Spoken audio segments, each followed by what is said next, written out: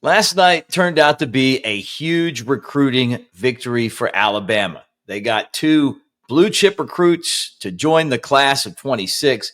We're going to talk about that, what the class looks like moving forward, and also an NIL issue that Florida State's dealing with right now that's worth getting into. All that right here on the Bama Tailgate Show, brought to you by Pearl River Resort over in Philadelphia, Mississippi. Like, subscribe, thumbs up. Let's get this party started. Great to see you guys today, and from the bottom of my heart, feel good about saying it. Roll Tide.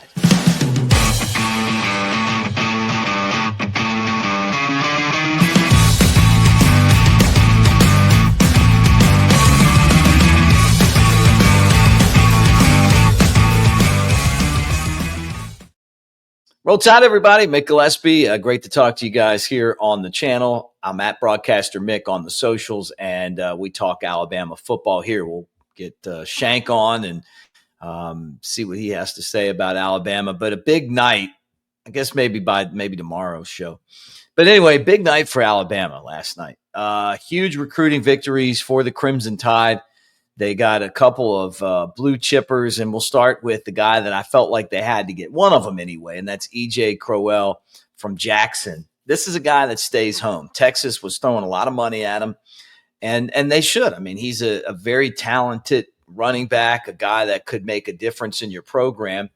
And when it came down to it, we talked about his love for Alabama. Obviously, Alabama financially with the NIL made it worth the while, but also his love for Alabama as well. He grew up watching Alabama. We've talked about that over and over again, and it's always been the place he wanted to go.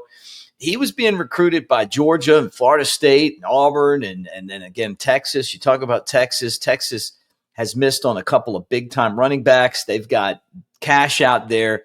But he grew up watching guys like Derrick Henry, Mark Ingram, TJ Yeldon, those type of dudes, and he wants to be one. And he wants to wear that Alabama uniform. He's come to Tuscaloosa over 10 different times. But this wasn't a slam dunk. I mean, these in-state guys are so important for the Alabama football program, and it's great to see Kalen DeBoer and his staff, Robert Gillespie, an amazing job, Coach G, on bringing in Crowell, making it comfortable for these guys to stay. And this is the lifeblood of Alabama football. It's the in-state guys. And look, I went to Alabama. I graduated from Alabama. I'm not from Alabama, but I'm from there now, right? My son was born in Alabama, so him, but not me. And I think that you can go and get guys that love Alabama as much as I do, and as much as many of you guys watching around the country today that get it. But you got to have the Alabama people too. You got to have the guys that grew up, went to high school in Alabama, that make up the recruiting classes. It's important, and it really does make a difference. Those guys are special because they bring the understanding of what it's like to be at Alabama to the table. I remember being at school at Alabama, and I didn't grow up an Alabama fan. I became an Alabama fan when I went to school at Alabama. I didn't realize how amazing it was. And I wasn't any kind of recruiter or anything, but I'm just explaining, like, I played on the lacrosse team in Alabama, and we played Auburn, and we got hammered. And the Auburn fans were throwing bottles at us and flipping caps, and it was awful. And when I walked off of that field, the hate that you have for them has never changed. Like we beat them the next year. It was one of the greatest moments of my life. That's what it's all about. But those guys that grow up in Alabama, they know that. You lose the game, the Iron Bowl, and you don't want to go out of your house sometimes and ask them, because it's right here with them. And I get it. So I feel like with this coaching staff, they've done everything possible on the recruiting trail to put Alabama in position to continue to be one of the best teams in the country, including last year's number 3 class.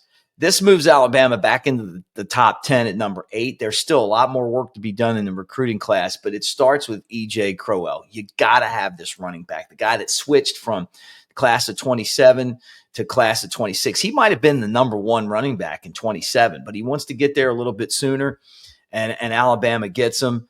And it was great recruiting. It was a love for the university. And the theme that you're getting with this coaching staff is that they want players that have a commitment to Alabama, that want to be at Alabama, that are proud to wear the A on their chest or on the number on the side of their helmet, that want to be a part of what they're putting together.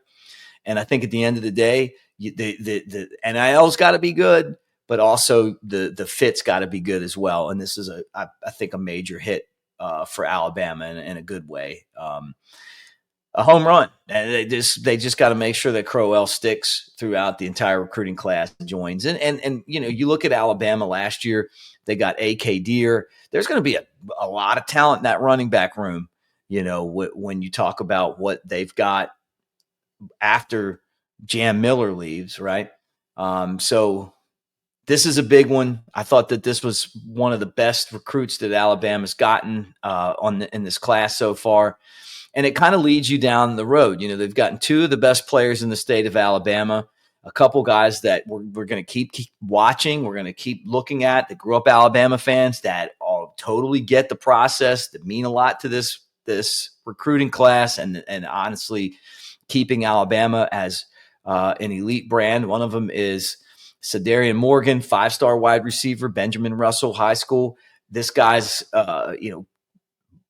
the number one wide receiver in some of these recruiting services. He's a 5-star. You got to get this guy. Nothing worse than when your top recruit ends up at Clemson and the guy's making catches on you in the national championship game. Got to keep those guys in state. And this is one of them. And the other thing too, and going back to Crowell, is that he didn't go to Auburn.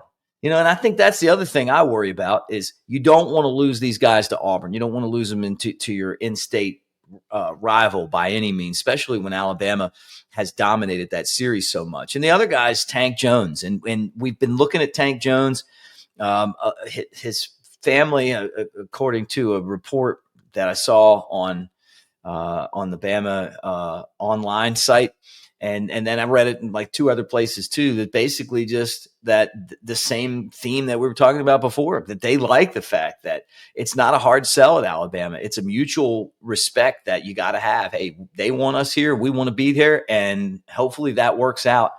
This is another guy you want to get. 5-star edge from St. Paul's, same high school as A.J. McCarron and Mark Barron and our buddy Jake Coker.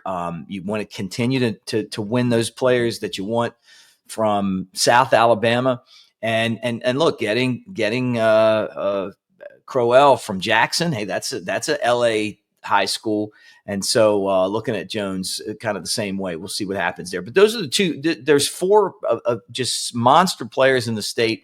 Bama's got two of them right now. They're going to try to get the other two, and we'll keep an eye on that. Now, the recruiting's going to probably change a little bit because now Crowell's going to try to help you get those guys too, and don't think they don't know each other. I mean, these guys have been playing in high school football in Alabama, going to camps. The best players want to play with the best players, and that's why you got to keep this thing going. Now, the other guy comes from Illinois, and this is an important player too, so it's not all about the players from the state of Alabama, but that's where Kalen DeBoer was being negative recruited. That's what the other coaches were saying. Hey, he doesn't even care, Georgia and Auburn and, and schools like that. Like, man, hey, this guy, he's getting all his players from California. Now, hey, you know what? What are you going to say now? And Bama's just got to keep that local momentum. But you also love that you got Mack Sutter, a 4-star tight end. This was a big get for Alabama. They got him over Illinois, which being from the state, they would have loved to have had him. Ole Miss, don't think Lane Kiffin didn't see what this guy brings to the table. Notre Dame. I mean, I guess when you talk about that, Ohio State wanted him a lot too, right? He was the number one player out of the state of Illinois, went to Dunlap High School, And he was a great basketball player there, and he'll continue to do that, right? And a tight end and a defensive back, and he can play like all these different positions. That Alabama has him as a tight end, and basically, when he came to Tuscaloosa, fell in love with the place, fell in love with the coaches. Kalen DeBoer is just going to resonate with certain personalities. And it feels like that Sutter and DeBoer kind of match. And then you love that you have Ryan Grubb there. That's a different personality that kind of slides in there and brings his perspective to the table. Sutter's a guy that Alabama's going to use a lot. They love the tight end position. They went out and got 2 tight ends in the transfer portal. And, Josh Cuevas, we're expecting him to have a huge year. He transferred from Washington to come play at Alabama with this coaching staff. So tight end's a big position, big, tall guy that can make catches, that scored 7 touchdowns last year. He can, make people miss. He's got some speed. He's athletic, with his basketball ability, but it's 6'5.5" and 225 pounds. This is an exciting player and someone that obviously makes Alabama's recruiting class that much better. So 2 big guys today.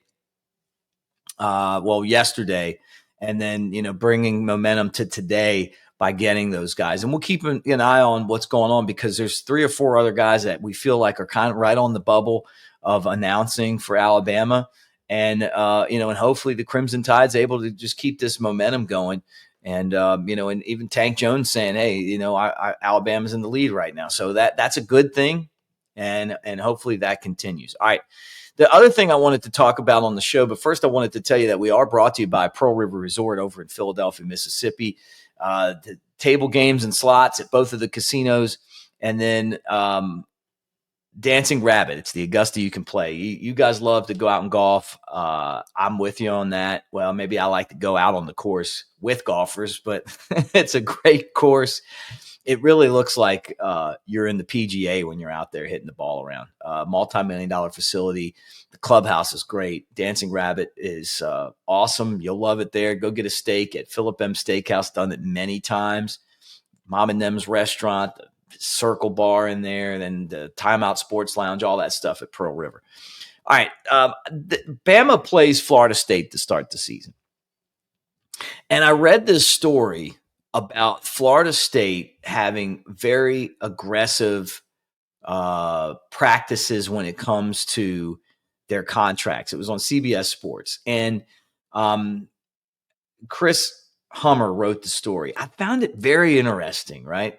That's not normal. Florida State's rev share contracts are raising eyebrows, agents and industry experts say, right? So you read down in the story, and basically they're you can get fined if you break team rules, $2,500. Fine for using a controlled substance is $1,000. That basically some players are getting paid at the beginning of the contract, some of them aren't. That there's really no rules on this because, really revenue sharing doesn't even start until July 1st. So, I'm talking to you today on the 27th. We haven't even started this yet, but I guess some people are already getting paid there. And basically, Florida State has rules that, illnesses or injury, which could affect the value of the rights granted to the school. Basically, I guess if you're hurt and you can't play, they can drop you. There's a bunch of stuff in the contract that was written by Florida State attorneys to protect themselves from probably what happened a couple years ago, and they're getting hammered for it. But remember, they were undefeated, but because they didn't make the national championship game, everybody left? Or was it some other reason? Who knows? But to me, Florida State's probably just a little bit gun shy after what happened a few years ago, and they're laying out rules that are basically going to be out there to help them. And I don't even know if I have a problem with that. I don't want to see the kids getting it taken advantage of, but it doesn't feel like the kids are taking advantage of anymore. I think we lived in that world for a long time. I mean, I've been advocating that, and you guys know if you watch the show, I've talked about Tyrone Prothro breaking his leg and not being compensated fairly for that for years, because it's always bothered me. It bothered me when I saw it happen. It bothered me when I knew how much money he was worth as a football player, what his career would have been like. He's one of the greatest wide receivers I've ever watched play the game. Had a bad break. We're all there paying all that money to be there, and he doesn't get any of it. And that's not fair. It just isn't. When amateur athletics turns into $1 billion business, I mean, then it's not amateur anymore, right? But that was then. This is now, right? It feels like the players are holding the teams hostage. Like Nico at Tennessee. I mean, how many cases of where the school actually stood up for themselves? There's really no guidelines. And I think that Florida State's looking at it and going, you know what? We're going to do it the way we want to do it, because the last time it didn't work out too good for us. Hopefully that Alabama, and I think that Kalen DeBoer and Courtney Morgan, his GM, and I think that this regime has done a nice job so far of managing this kind of stuff. Because the thing that you don't want is what Florida State's getting right now. Somebody puts that story out. You're a recruit. You read that. You got 5 choices. The money's the same. You might not go there. Maybe the money's close and you still don't want to go there. I have a rule in business that if we're going to do a deal, it needs to benefit both of us. We need to both be happy about that. I worked for a radio station with a guy that just tried to rip you off all the time. And every time you did a deal with the guy, you were pissed off afterwards. And I don't believe in that type of business, So, and that's the case that Florida State's going to be dealing with right now, right? You still need those great players to come. You want them to be comfortable, but maybe that's what Alabama's doing, is going out there and finding the players that can make it on the field and also have the same type of a fairness that they're willing to give, right? Because I think with Kalen DeBoer, I think fairness is definitely something big that he's been able to pass along. But that's just kind of my thoughts on this. I'm excited about that game. It's going to be a great one when Alabama plays Florida State. Anyway, that's the show today. Really pumped up about Alabama getting Crowell. I don't think it was as easy as some people might have thought it was going to be. I think Texas was throwing a lot of money around, and I think that that it came down to getting an offer that worked, but also following his heart at the same time. And he's going to look great in crimson and white. I think it's a big one. And welcome to this recruiting class for Mack Sutter. So 2 big wins for Alabama yesterday. We'll have Shank on. We'll get his reaction, hopefully for you guys tomorrow morning. And I ask you to like, subscribe, give us a thumbs up. Thanks for being here and hanging out. Also, Roll Tide, everybody. Again, brought to you by New Life Art. Oh, there's one right there. Boom. That's Gene Stallings. You remember Gene Stallings? Looked the part. And brother Bill Oliver's defense that year was amazing. When Bama went in there and shocked Miami. That's the Daniel Moore I got. But look, newlifeart.com. You can go get one. Put it. That made this place look a lot better. Okay, when that picture went up on the wall. It's my summer deal here. This is my house, my apartment, and it's boom. You put that up there and you walk in, you're like, oh, Roll Tide. Get yours, 20% off, newlifeart.com. Use that promo code Bama Tailgate. They're gonna come in. Hey, where'd you hear it? Bama Tailgate. Get to the end, Bama Tailgate and check out, 20% off. Take advantage of that. And Pearl River Resort, mentioned it. The heat wave is here. Geyser Falls is their water park, and I promise you go to Geyser Falls, you take advantage of that water park, you can have a great time. They got concerts at Pearl River and a bunch of other great stuff, including the sports book at Golden Moon Casino. So you can go out there, wager, figure out if you feel like Alabama is going to be able to win the national championship, put monies down on the futures or whatever, man. They got a lot of great stuff going on, but games constantly on the TV from all over the world, and you can bet on those. So roll Tide, everybody. Thanks for hanging. Big day.